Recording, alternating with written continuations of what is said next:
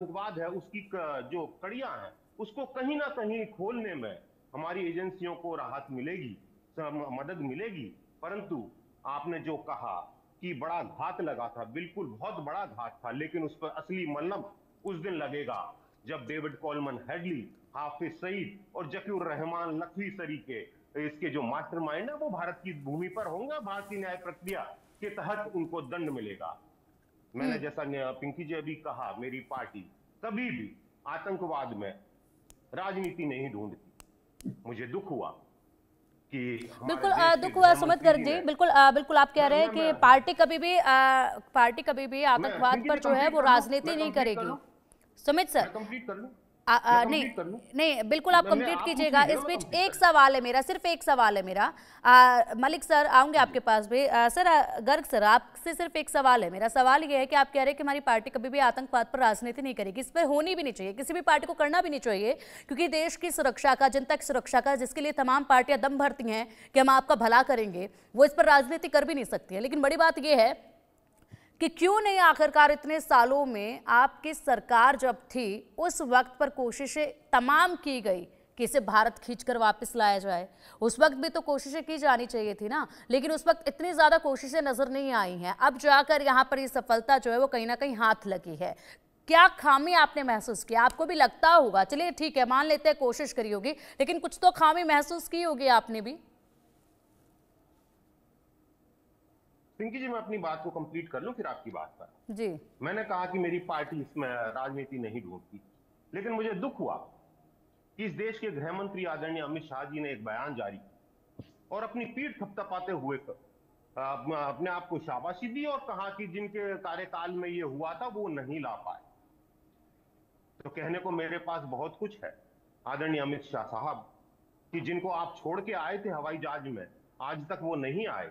2011 में हमने चार्जशीट इनके खिलाफ फाइल कर दी थी। उसके बाद हमारे पास 2 या 2.5 साल का कार्यकाल बचा था हमारी सरकार का। आपको 11 साल कैसे लग गए?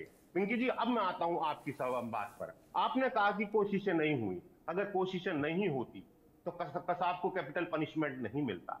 अगर कोशिशें नहीं होती तो हाफिज सईद, जकीर रहमान लखवी, मौलाना मसूद अजहर जैसे कुख्यात आतंकियों को यूनाइटेड नेशन में यूनिवर्सल जो टेररिस्ट का दर्जा हमने नहीं दिलाया होता। अगर कोशिशें नहीं होती तो इनके खिलाफ हमने चार्जशीट पेश नहीं की होती। अगर हम सीरियस नहीं होते तो हमने 2011 में इनके प्रत्यार्पण की मांग कर दी थी। अरे सरकार, पहले ये बताए कि 11 साल कैसे लग गए। तो जहां तक मेरी बात है, मैं फिर कह रहा हूं कि हमें देश के गृह मंत्री को भी ठीक है, बचना मलिक चाहिए साहब कुछ और कह रहे किसी भी हैं। पार्टी के राजनेता को बचना चाहिए, ये मलिक क्योंकि ये साहब बहुत राष्ट्रीय देर से एकता मलिक और साहब देखें। बहुत देर से कुछ कहना चाह रहे हैं। एक मैं बार मलिक साहब को ये भी सुन लेते राजनीति हैं नहीं गर्ग जी। चाहता था, मैं राजनीति नहीं चाहता था इस विषय के अंदर। और मैंने मेरा शुरुआती बयान जो है आपने सुना होगा, उसमें राजनीति बिल्कुल भी नहीं थी। लेकिन हालांकि सुमित जी ने शुरू करा है तो खत्म हम कहिए देते हैं। सबसे पहली बात, हाफिज सईद जी कसाब को मारने वाले का सपोर्ट करने वाले लोग, ये ये अफजल हम शर्मिंदा है तेरे कातिल जिंदा हैं कि ये टफली बजाने वाले जो लोग हैं, उनको आपकी पार्टी ने युवा नेता बना के युवा अध्यक्ष बनाया हुआ है। वो जगह जगह राहुल गांधी के साथ घूमते हैं। उसके अलावा दिग्विजय सिंह, कसाब की गलती नहीं थी, कसाब तो मोहरा है सिर्फ, या हाफिज सईद जी और ये और वो कहानियां, ये इंटरनल है, पाकिस्तानी लोग नहीं इन्वॉल्व। इस तरीके के बयान देने वाले दिग्विजय सिंह, राहुल गांधी के मेंटोर, उनके लिए आप कुछ नहीं कहेंगे ना। आप अपने कपिल सिब्बल और अभिषेक मनु सिंघवी के लिए कहेंगे, जो हर आतंकी, हर करप्ट आदमी, हर गुंडे के लिए वही वकील क्यों मिलते हैं। और हाँ, जब आप बात करना चाहते हैं साहब, तो बात करिए कि राहुल गांधी उस दिन क्या कर रहे थे। 26/11 का इंसिडेंट हो रहा था और राहुल गांधी क्या कर रहे थे, वो बात करनी जरूरी है। और देश को एक बार ये राणा जैसे लोगों को हैंगिंग का ऑर्डर आए, उसके बाद जरूर डिबेट होनी चाहिए कि देश का कथा कथित 55 साल का युवा 55 का बचपन क्या कर रहा था।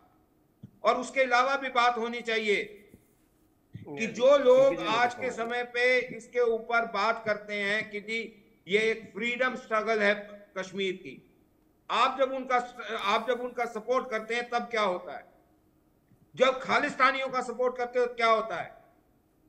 सर ये बात करनी पड़ेगी ये पॉलिटिकल बात जरूर है, मान लिया, लेकिन ये बात का सही टाइमिंग इन आतंकियों को सजाए मौत दिलवाने के बाद है, और हम करेंगे।